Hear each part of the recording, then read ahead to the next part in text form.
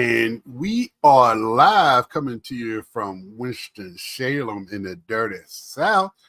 How y'all doing this evening? What's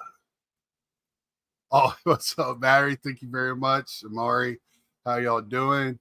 Glad to see y'all here tonight. Who is playing the ESPN game tonight? Is there one? I forgot to check it out.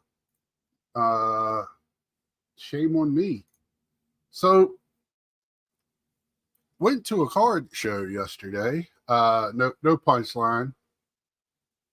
Again, it's the one in my down the street from me at a baseball stadium. I don't like the outdoor card shows. I don't like them. Other things do well. Adam, I don't find them. What's up, Clay? I don't find them much use. I have issues with them. It's Houston and Baltimore. I actually get to watch Baltimore. I don't know if anybody else has ever gone to a baseball card show or a sports card show or any card show outside. It was underneath the roof. It's dark. It was hard to see. This show is about 50-50 non-sport to sport, which I don't, that's fine. I've gotten over that. I was actually enjoying some of the non-sport stuff there. But, not much vintage, which up Hodges. Just couldn't gauge on what people were looking for. There was a lot of people there, though. I got to give them that. And it was tight in there. And my point is, what's up, Three River? A long time no hear from your brother. My whole thing is, don't come in there with the big strollers in those tight situations, please. I love having kids at the show, but just have some common courtesy. Bring a smaller stroller. I don't know what to do. Somebody had a double size, pull, this huge playpen size thing they were pulling. 2 kids in it. Neither one of them cared about being at the card show. And another kid walking behind them and a mom, and they were just taking up the whole area. They thought the card show was for them.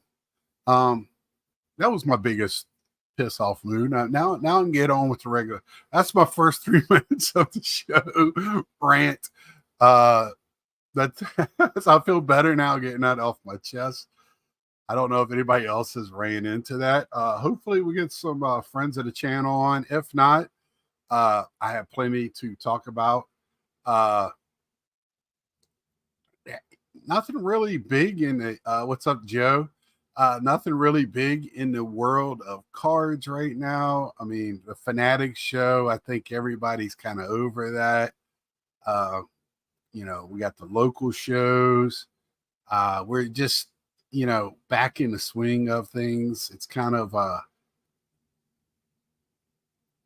called me a Karen. Yeah. I didn't say anything to him, Dave. I just was more of making you would have been pissed too. Three Rivers, been a while for sure. Kind of took a little break from the hobby to focus on some other stuff. But yeah, I hear you, Three Rivers. I kind of slowed down a little bit now. This week, picking up some dollar stuff. I've actually been picking up some Gary Carter cards that are in the newer product that I don't have, some memorabilia cards and autos. I picked up one. I did pick up one at the show. I was shocked to see one. So I did pick up a mem card there. I did pick up a little stack. I did get this nice Pete Alonso auto. Just wasn't much there either for me. Wasn't any really vintage or anything like that. Just kind of watching what people were doing to get to my topic of the night. And just kind of seeing where everybody's head was at. because again, I've been watching some YouTube today, and it just more and more, even the guys that I feel that collect are more and more talking value, value, value. And I don't even know if we're realizing we're doing it. Now, the group I talk to most time, Dave is one of them, Joe, uh, you know, Mike Fabian, especially Hitman Mike. Hitman had some great uh, videos this week, just pure collecting, the love of collecting. He went to a card show down in Florida, and he just picked up some bunch of packs from like 80s and 90s packs. Just he has a PC for packs, and that's not for me, but that's for him. He really enjoys that. And like he says, it's some of the art on it's better than the cards that are in it. With some of that stuff, it's just nostalgic. So, I really love that stuff. And there's plenty of collectors. I don't want, if anybody watched my Saturday, I don't want anybody to sit there and go, there's nobody collecting. Yes, there's plenty of collectors. I just feel like more and more, though, way the hobby is turning is we have to collect and sell to keep collecting, to keep you in the hobby funds. And I'm just happy buying $1 cards. I can stay there. But now I'm just getting rid of stuff. And once I get rid of it, I heard more. I heard somebody today that watching my man Victor before it came on. Victor, the rookie card specialist, is thinking about being a promoter in his area because there's no card shows. Good for him. Good luck to him. I hope it works out for him. But he was talking to 1 Million Cards, and he made a statement. I would like to have a show the week before the National, because that way people come to my show to buy cards to sell at the National. I'm like, does it ever get to a collector? Like, I find it it made me giggle. My friend's kid is getting into it now, so it's been a breath of fresh. Oh yeah, when somebody gets into it at any age, especially children, you could especially teach the sport through it. More recycling funds. Yes, I hear you there. Yeah, did you watch that? I did not watch it. I'm not a fan of either one of them, but let's see. Brian Gray was on with Jeremy Lee talking about how repackers are going through paying 120% comps at shows, makes the hobby seem healthier than it's when you see so many transactions. Yeah, with those repacks, I'm sure they're making more than that back. It's crazy how much everyone desires to gamble is propping up the market. Was interesting to listen to and think about. And that is interesting, that repack thing. And that's not a new thing. Repacks have been around since I can remember. I used to go to a card shop when I was a kid, and he would have repacks in there. He didn't tell you what the chase was or whatever, but what the chase cards were. But I bought a couple. They were always fun as a kid. Most time they were cheap, and it was a random different stuff from different product. But of course, it's gone crazy and it's gone over the top now. Way Zach was talking, it's just something crazy. What's up, Sadler fan? With everything being so profit driven, I have no desire to get my slice in any of my hobbies. Takes all the fun out. It sure does. I'm a collector and proud of it. Yes, you are, Dave. Bink, there's another collector. What's up, everybody? Who killed the hobby? Nobody's killed the hobby. As you notice, I say hobby's dead, long live the hobby, right? Because I just think the hobby's changed, definitely. And it always will change. I'm sure when I was a kid and older people that used to buy the cards to actually play with, and we kind of played with them too, but we were really starting to protect them and all. What's up, Paul? Prices started going up in the 80s and 90s. It was a different world to them. So I'm sure they were like, what is going on here? Scott, I saw that comment on Mike O's SG's review. Yeah, that we'll talk about that in a minute. So we you know, I'm looking at card prices today, looking for the new Star Wars Chrome. Topps is sold out. I'm looking on all the card dealers, and all I'm seeing is we buy boxes. They had them, but it was for $100 more than what Topps was selling them for, and also was buying into breaks. All three of the big guys on there now have breakers. All three: Steel City, David Adams, and Blowout. And now it's about buying into breaks. And we touched on it last week. I feel like that's the way the hobby's going. That's the way the boxes are going. They're kind of, I don't know where the fun is for the personal hobby to even bust packs anymore. I don't know. And I'm hoping to see it come back to us a little bit as a commoner, because somewhere along the line, it has to get back to the collectors. And even I'm selling now, so I can't talk out of both sides of my mouth. But like I said, I don't sell to make $1 million. I'm just selling to get rid of stuff. Hopefully it moves on. Now I got some bigger cards on eBay right now. I got one for 200 and got an offer for 60 on it today. At LCS, that was just to get rid of commons back then, though. This is to make, yeah, you're exactly right, Zach. That's I guess I didn't phrase it as good as that. They would throw in like, one hit, or not even a hit, like the all-star card of a player, of a popular player. Yeah, the chase stuff, the packs, all it takes is for you to hit one and then you're sucked into it, right? I did see those type of, there were some at the National. There were there was Pokemon ones at the card show I went to, now that you mention it. I don't see how they exist and why, but people buy into them, Zach, and I don't know why. But those are the type of things that are kind of pricing us out, the commoner, unless you're, like me, today buying base stuff, happy to do it.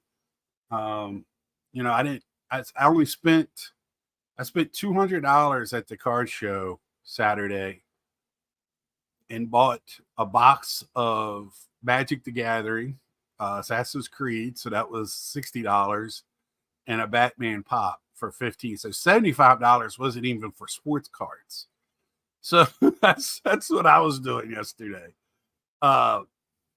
And I had fun opening up the Assassin's Creed stuff. I love that. So opening that, seeing different things from all the games, finding out there was I bought one game that I thought and then there's another one that goes with it. Wax is always lags behind in the market. Give it time, it will come down as well. Give it time, I guess it will come down. I don't know, Amari. I don't know. I thought that would be the case 2 years ago.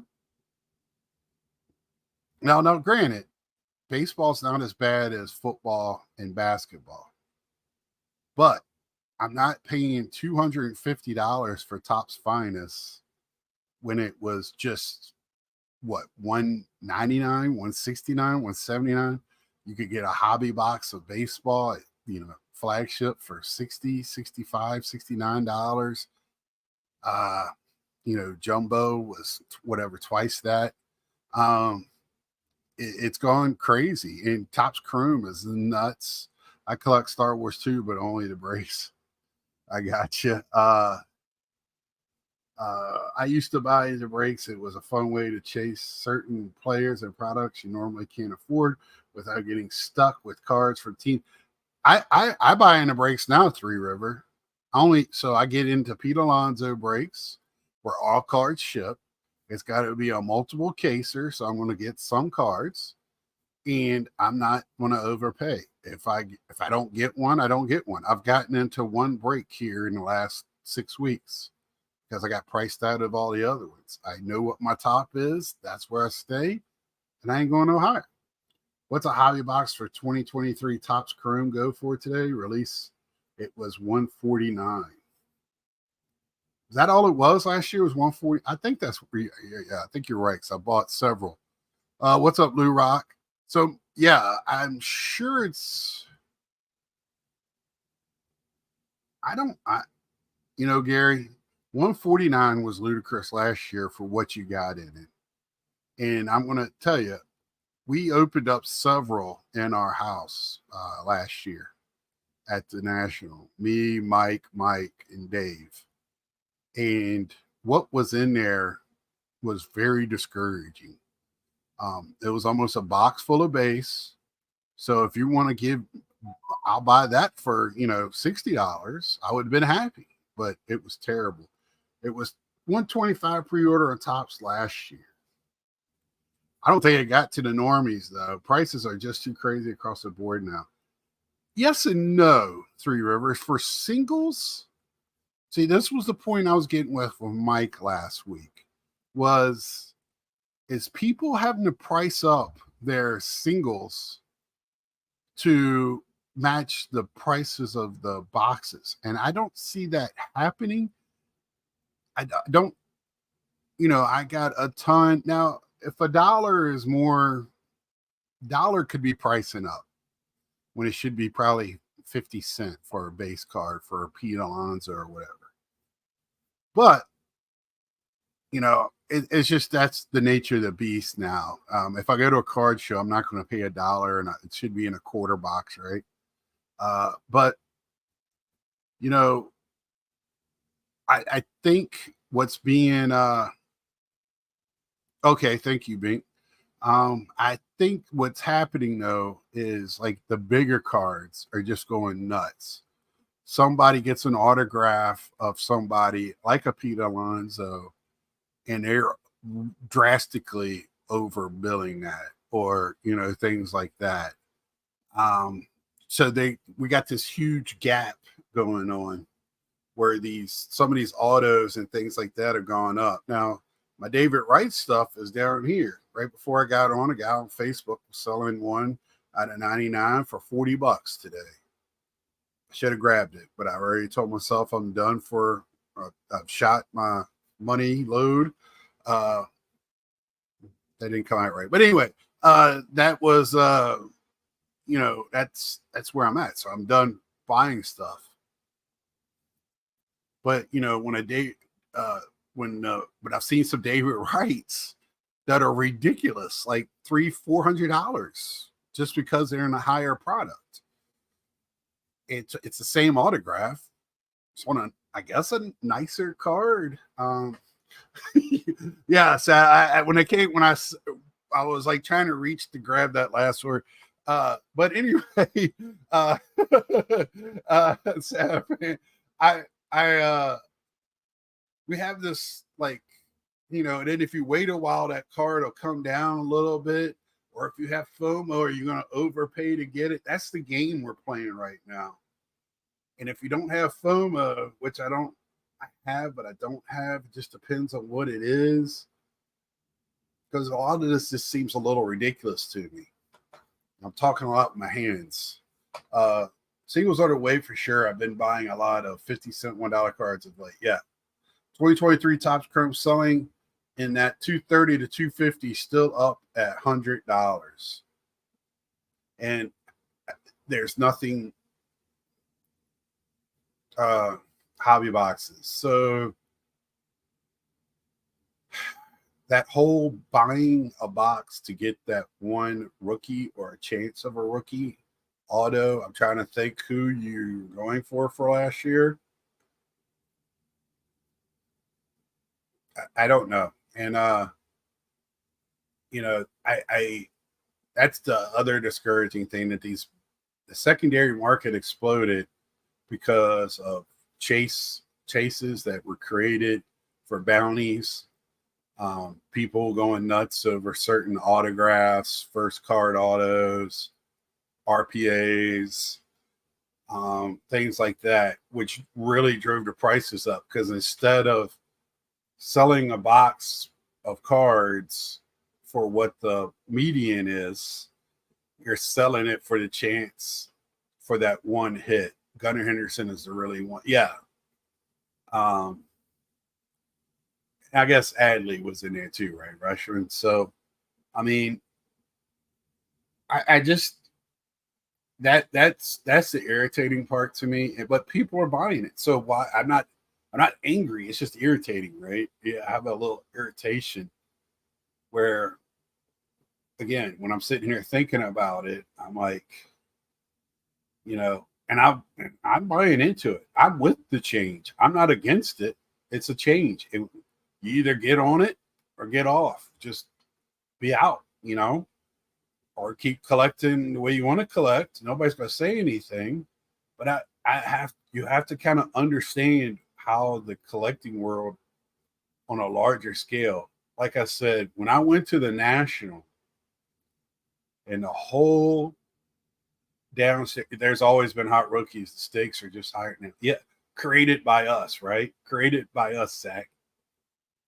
And I don't know if it's created by the collector or people waging that card is going to go up. And every time I hear a card get bought at some ridiculous price, I'm like, what is the possibility for the ceiling of that card?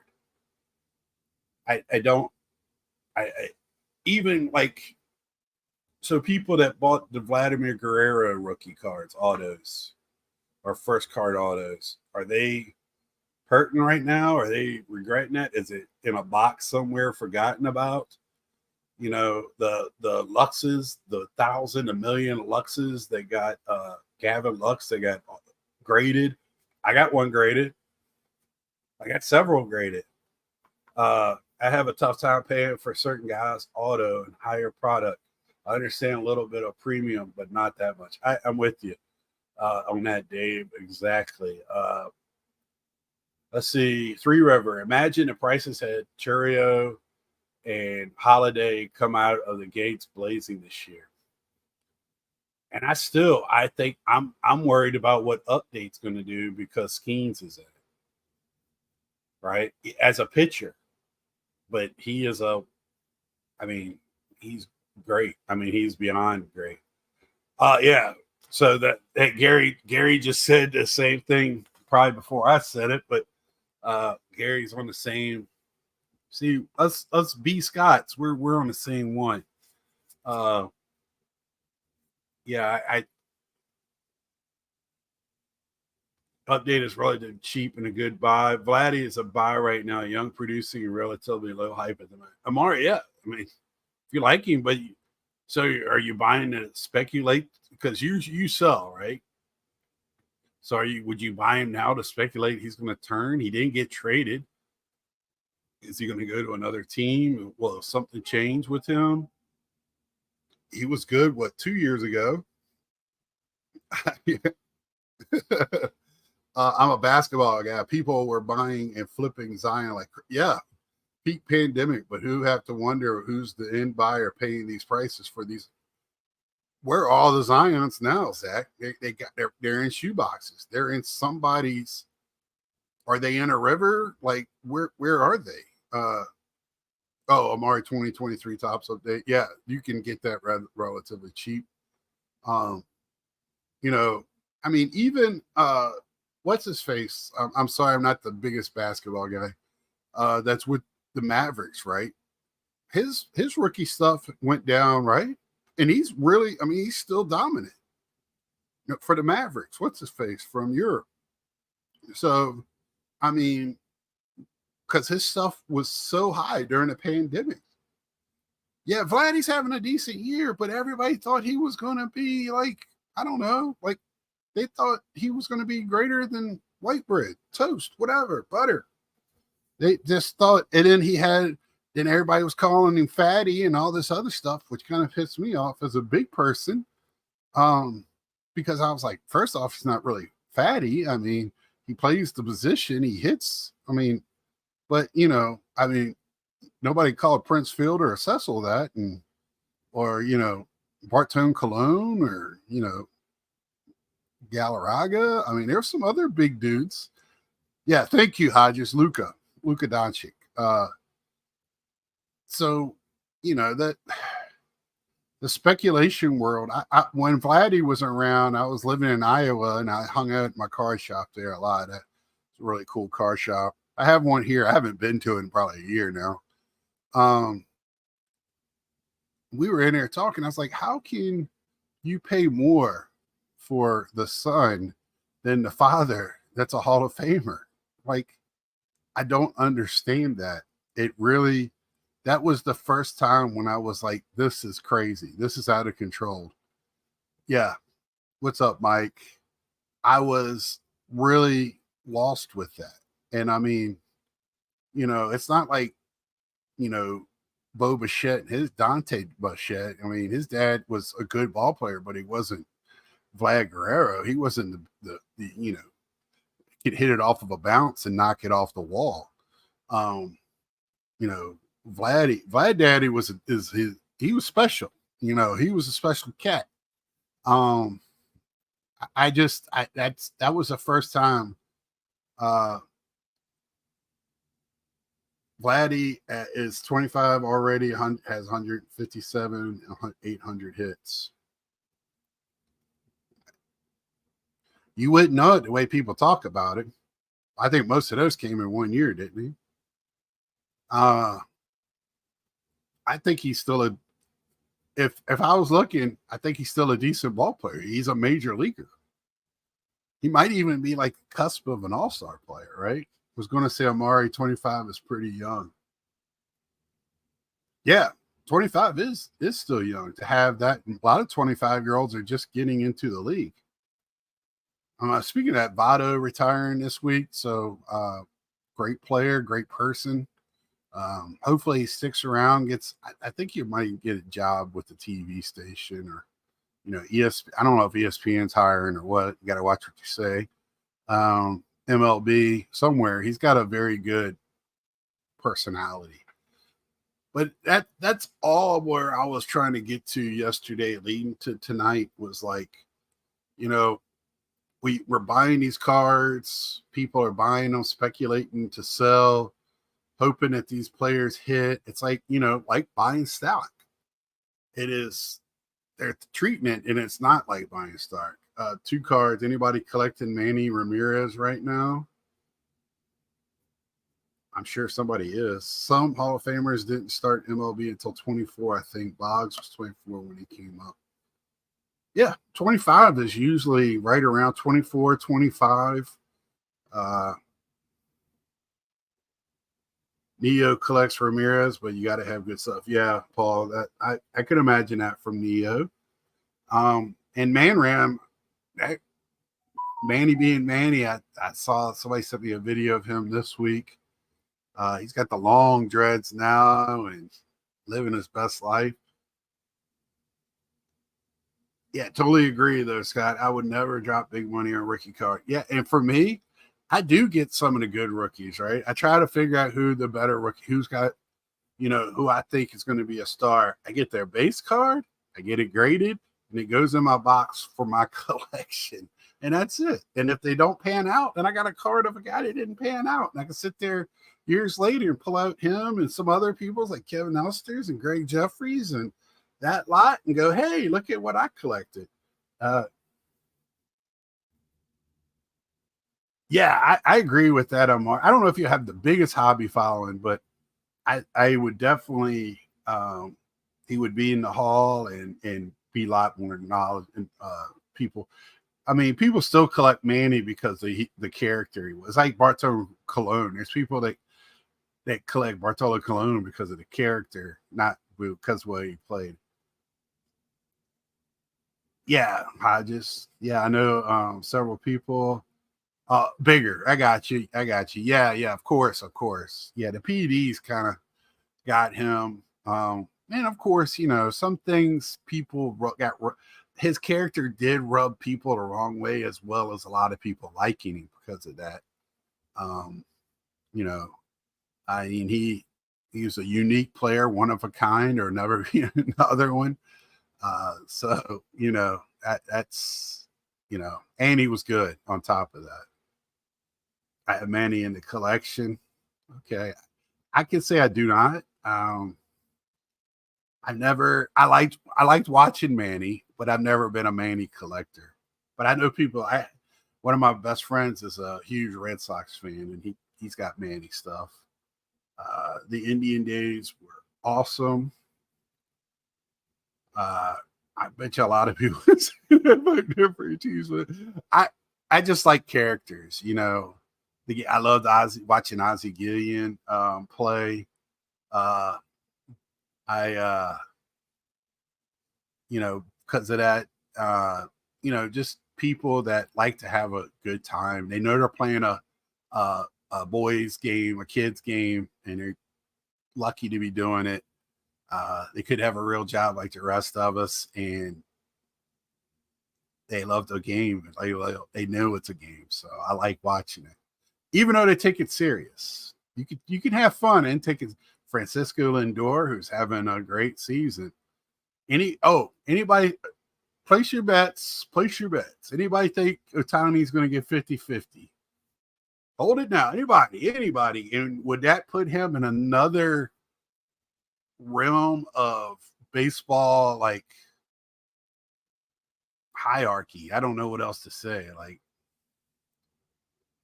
I did some, yes. That was about one of the last years where I still was buying quite a bit. I was still living at home, and I had a lot of extra money. That was right before I moved out into my first house as a young 20-year-old. So I was still buying packs at that time. When I moved out, my world changed in the hobby. Uh, I hid my cards for one because you say yes. I did hide my cards for one because I stayed in. It was kind of a fraternity-esque house, even though none of us was going to college. We had three guys, and it was definitely a party house. And that so I kind of hid my cards, and I bought them, but it was on the down low, and I just didn't have the money to buy them like I was doing before then. I think he gets 50-50, but I'm not sure if you can put him on a higher pedestal than already is on. I don't know. And they said he pitched off the mound yesterday or today, even though he's not going to pitch this year. But man, if he does this next year while he's pitching and gets like, I talked to my dad today, 15, 16 wins. Good grief. Just go ahead and put him in the hall, right? I mean, that is just ridiculous. And how do you measure that war? I don't know. Does he have two different ones? I put them together, divide them by two. I don't know. It's all made up anyway. So that's how I feel about it. But man, that's the type of stuff I like. So, growing up in my old hobby days, Ohtani would be like, oh, I'm buying Ohtani.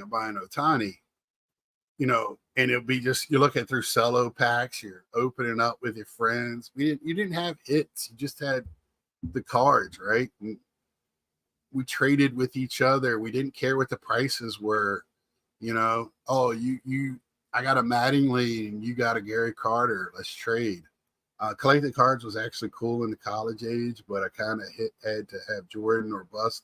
Guys respected that, and I did football, but it wasn't as cool. Yeah, it's not about the guys that I was worried about, Paul. If you get my drift, it was more about the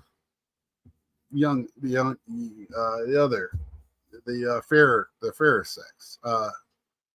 Hodges, the wars combined because he impacts both. Babe Ruth was the same way with his career war. Then got with my wife when she was 18, and she opened and still opens. Oh, that's awesome, Gary. If you can. Now I don't care, as you can see. I mean, this is supposed to be a dining room, and this is I like to have my house as my collector's den. My apartment is my collector's den.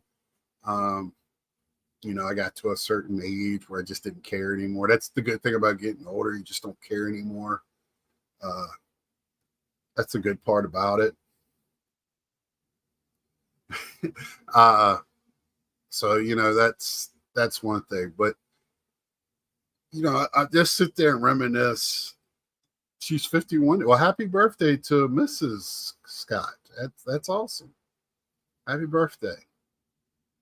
I'm 52. I'll be 53 in 2 months. Little less than 2 months. Yeah, her birthday. Tell Mrs. Scott happy birthday. Miss Bink Scott. Ollie, chicks understood the investment side of collecting more than dudes. I had one chick find my cards and totally understand, although it's mostly PSA 10s of vintage Hall of Fame. Yeah, Paul, I didn't start grading until about 10 years ago. So I think it was all in my mind, right? Not anybody else's. It was just in my mind. Um, and I had a lot of people also coming in my house. It was a lot of people coming through my house when I was in my early 20s. So it was kind of a different time for me. Oh, I missed the card. Um, you have a dining room in your apartment. I have a room. Darn battery.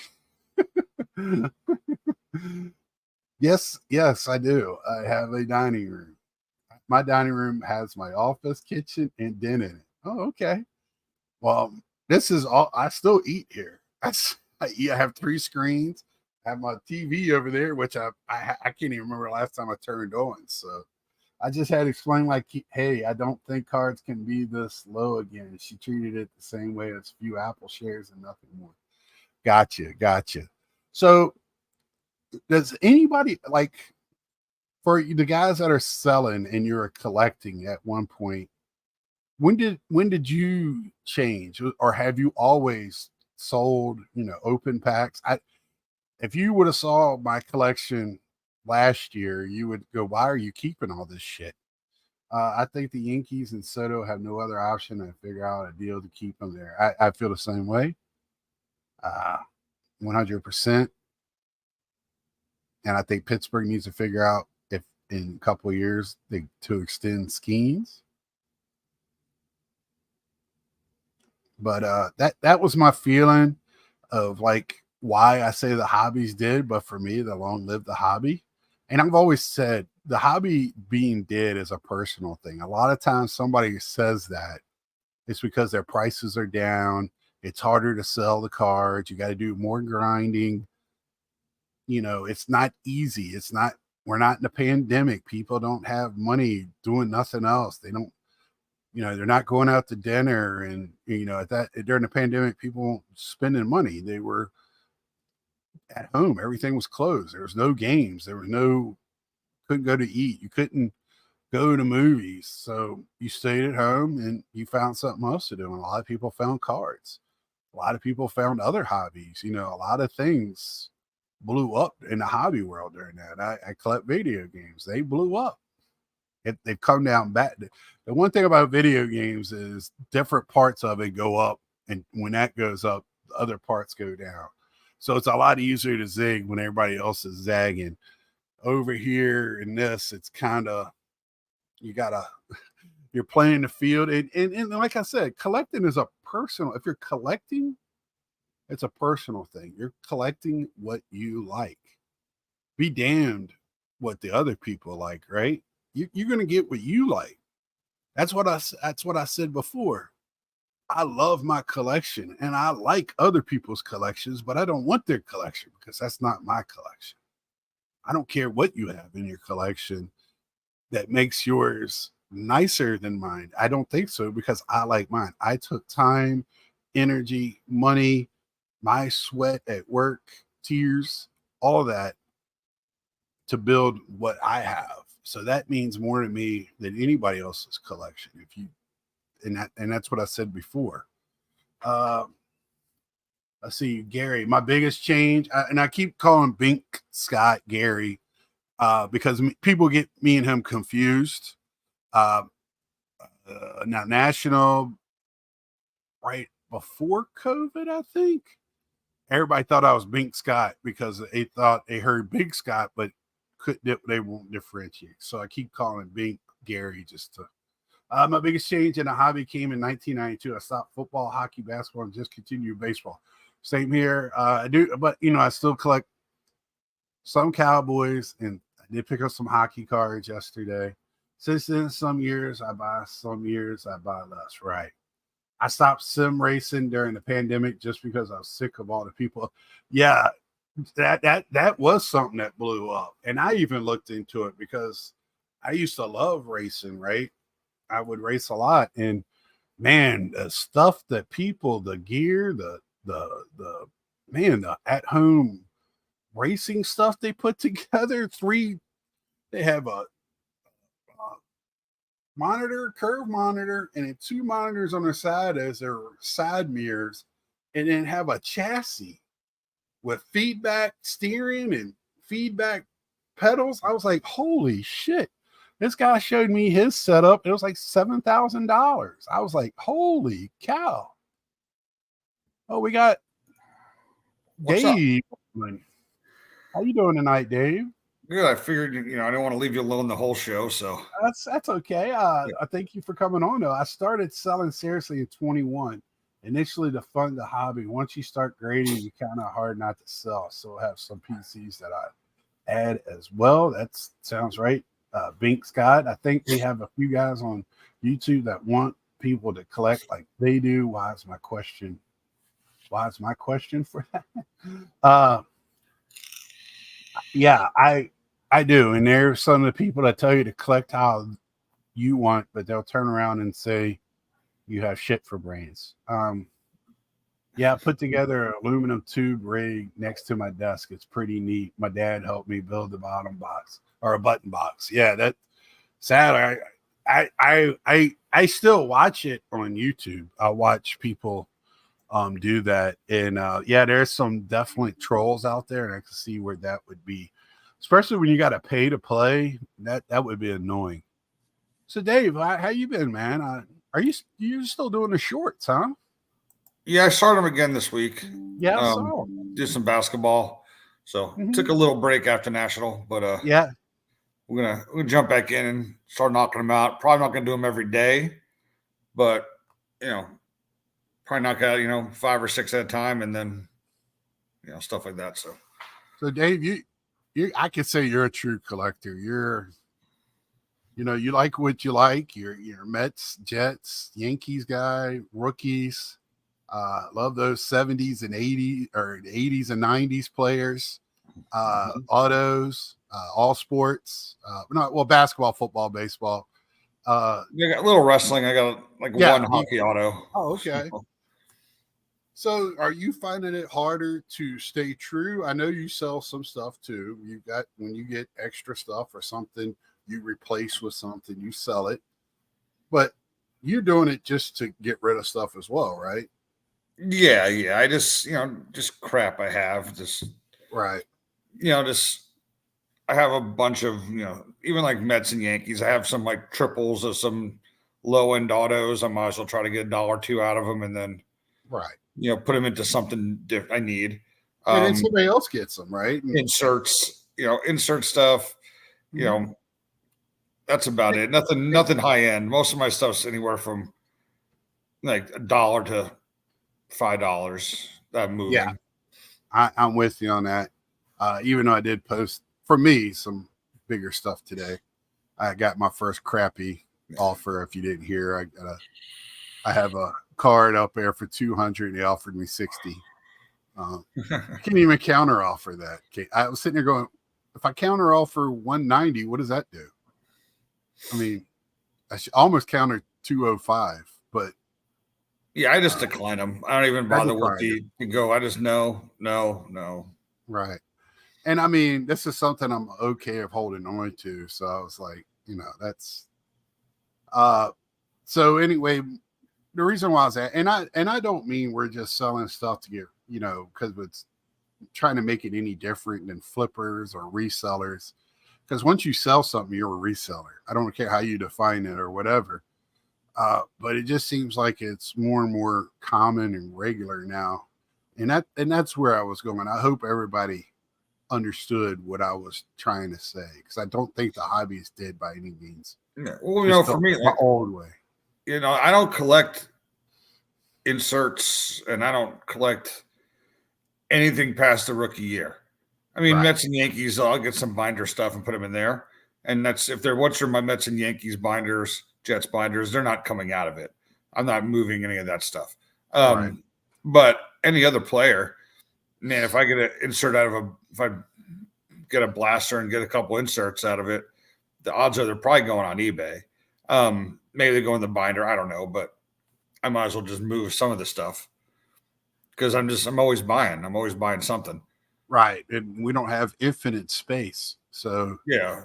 And that's the issue I have now. And I feel so much better going into a room and I see a third less boxes just staring me in the face right now. Yeah. And for me, I think I've talked about this before. I have a 5-row box of baseball base cards and a 5-row box of football. They're not full yet either. And that's all the stuff I have that I don't want to keep. Right. Like those are just already broke them down into like team sets. So they're not really for sale. They're just I give them away to people. Right. Hey, who you collect? Here's a 50 or to 60 base cards of some people, but then anything else, and I have another box of stuff for sale, but it's not a whole lot. Right. Now, Sadler, this is interesting, and you put this as a joke, but I'm going to address this. So does that mean that a reseller who buys their first card to flip, a collector? LOL. They're going to say they are.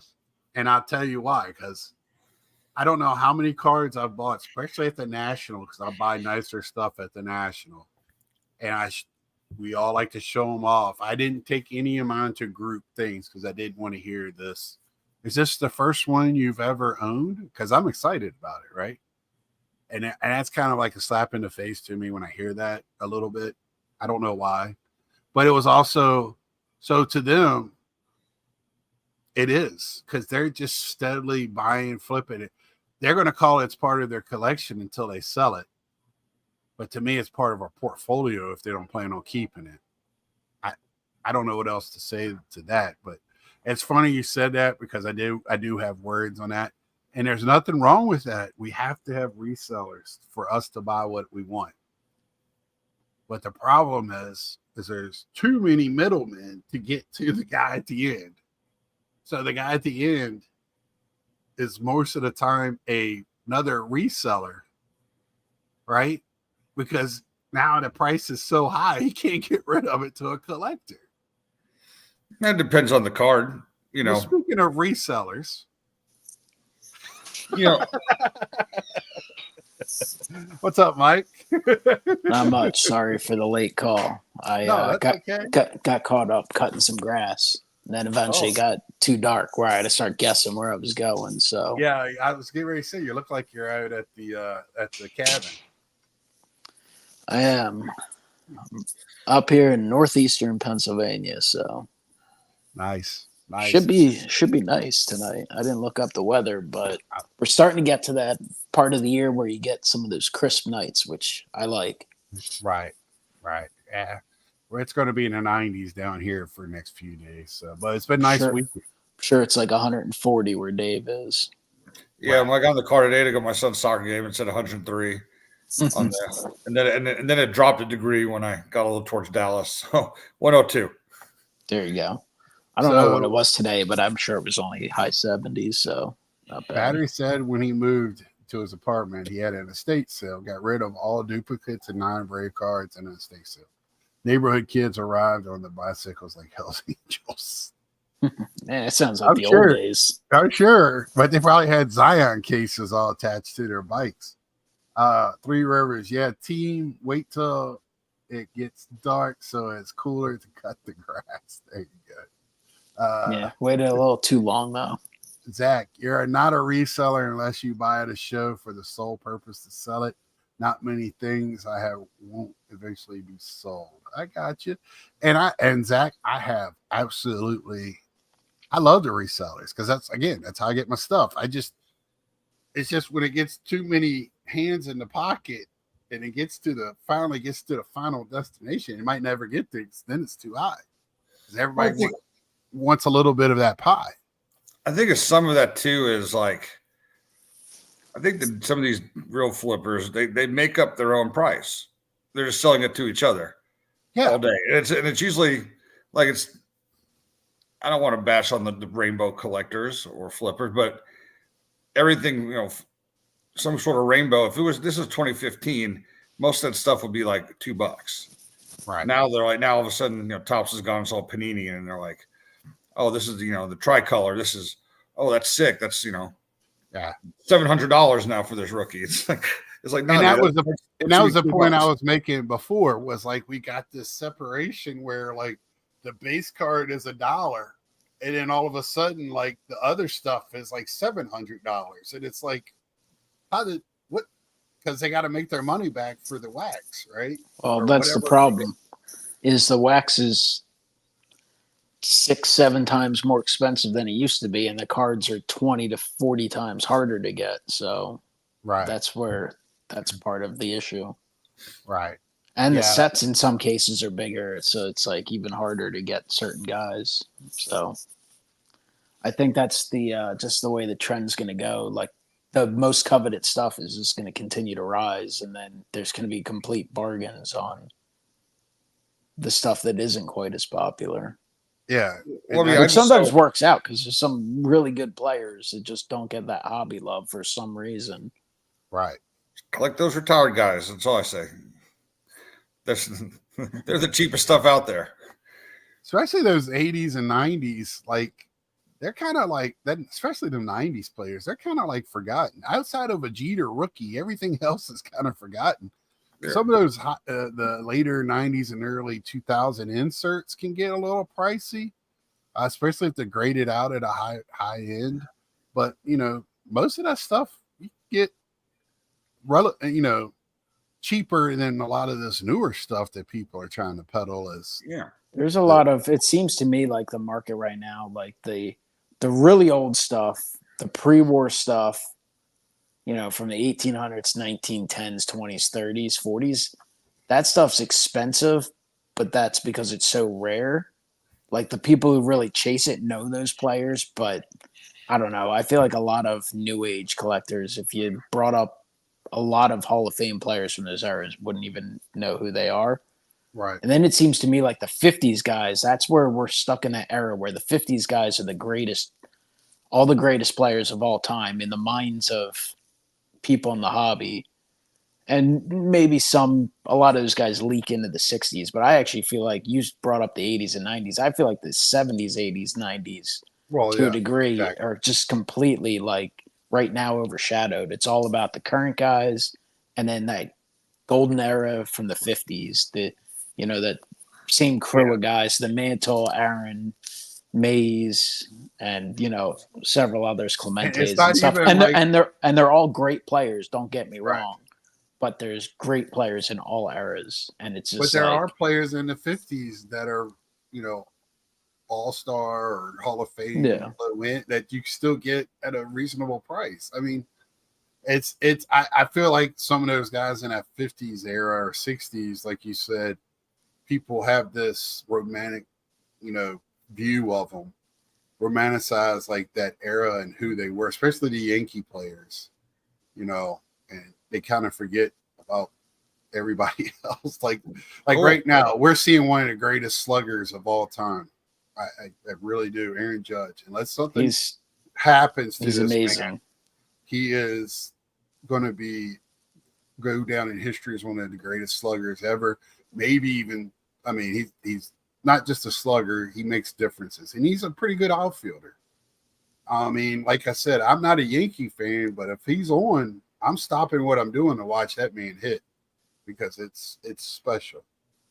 And I think when I see like people talking about value and what you're going to get for this and talking about war, I really feel like I feel for them, because if you like the game and like the history of the game, you're missing some of the biggest history going on right now if you're not paying attention to what's going on now, comparatively speaking. And I feel bad. We got Skeens that is just, I feel like he's like a Nolan Ryan, but I think he's going to be his own guy. You know, Judge, we can't really compare him because he's his own guy. What Shohei Ohtani's doing is just amazing. And like, I mean, Otani is still like in my mind. It sounds ridiculous, but like I feel like he's unbelievably underrated still. Not just in the hobby, because maybe the hobby gets the attention. Just in baseball, like especially when you hear about older people talking about, you know, all the old. I'm like, Otani could have won a Cy Young. He's been amazing when he's pitched. He's approaching 50 home runs this year. He's won several MVPs. He's 40-40 club. He has an incredible chance to get to 50-50. Like, we literally have never seen this. We've obviously seen incredible players. You know, what Babe Ruth did, I mean, I feel like now some people take for granted. Like, he had more home runs in seasons than other full teams in baseball. Like, he is, to me, he's still, like, he is, I know people like to bring up Barry Bonds. Like Babe Ruth is the GOAT, since people love GOATs of baseball to me at this point still. But there's other guys that will, you know, compete for that. And it's all era based and stuff. And as great as a guy like Bonds was, he had sensational season hitting 73 home runs, but he didn't hit, 300 home runs, eclipsing other teams. Barnes is going to be entered into the Pittsburgh Pirates Hall of Fame. So I found that out today. Yeah, I mean, obviously Bonds, incredible talent for sure. So Paul says the hobby is a journey. Since we've 3 times the market with COVID, we're just reaching a point where people are figuring out what good cards are. Paul, I kind of figured that would have been like 2 years ago. I just that's why the cream will keep going up and the trash will sort itself as trash. That's why we laugh at these flippers who think something is $100 is probably closer to 10.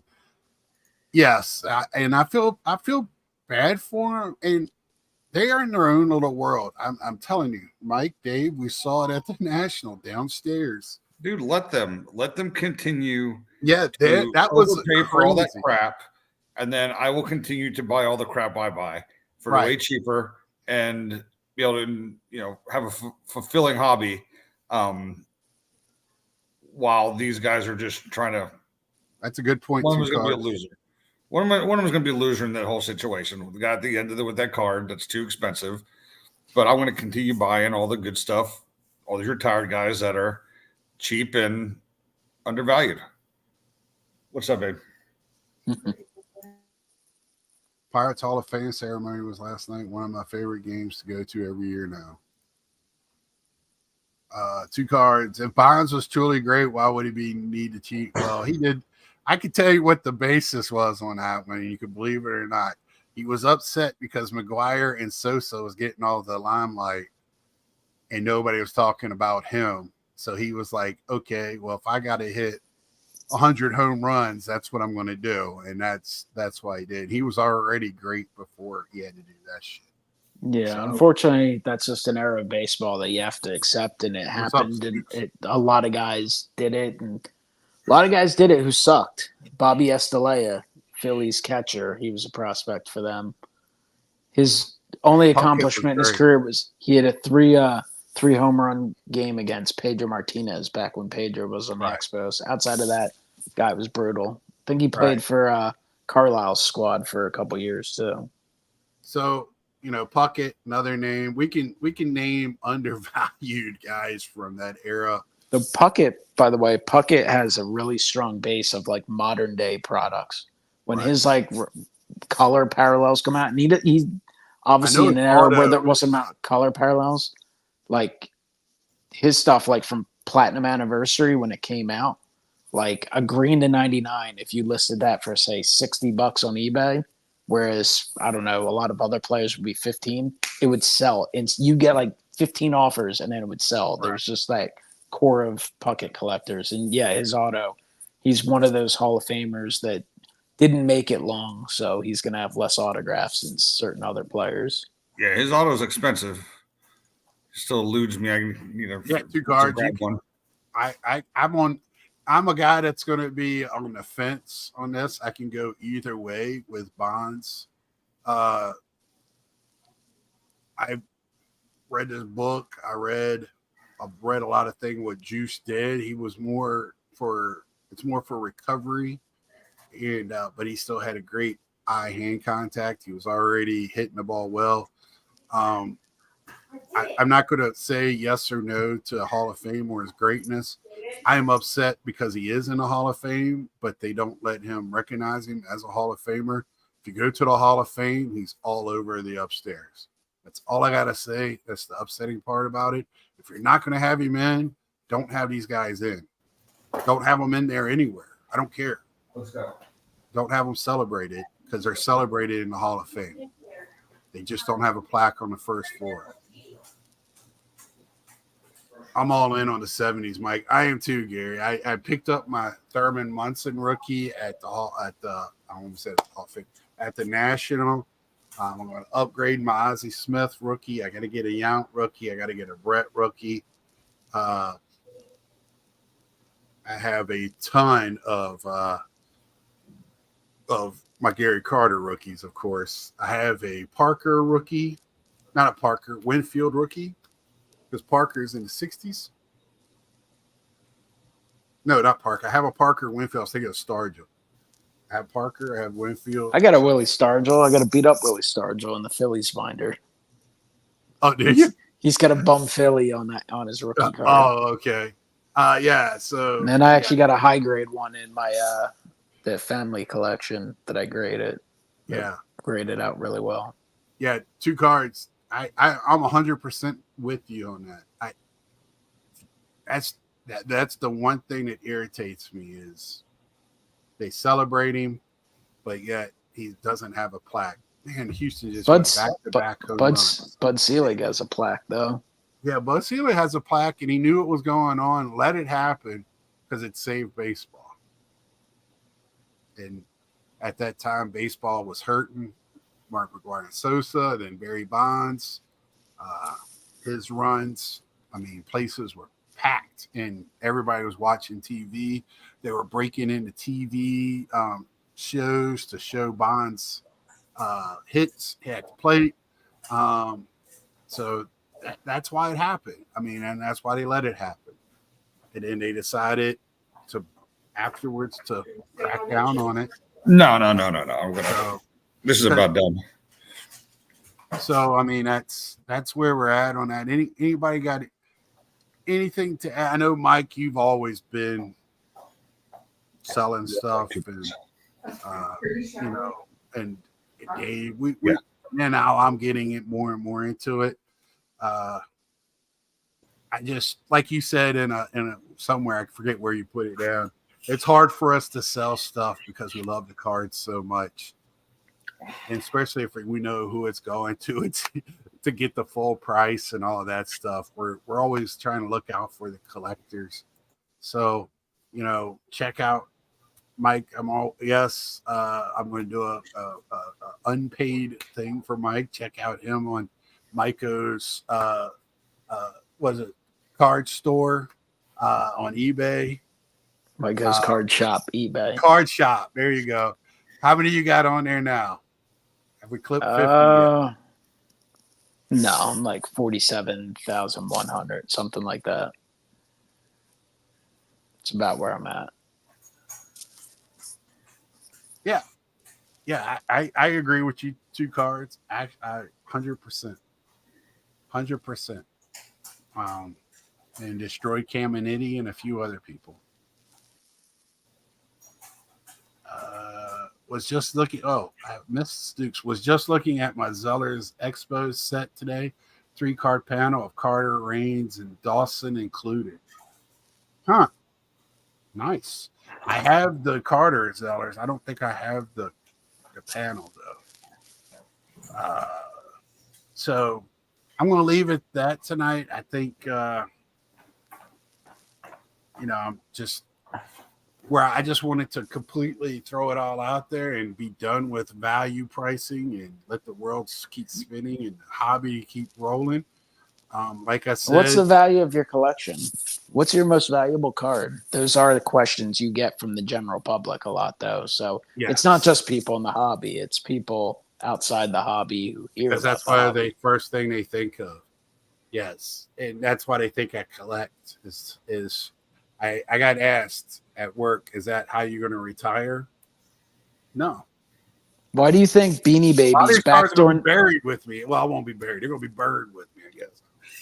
What do you think drove the market or drove the popularity of Beanie Babies more? The fact that it was a great product and they're cute stuffed animals, or the fact that there was a craze and there was actual value at one point and perceived value?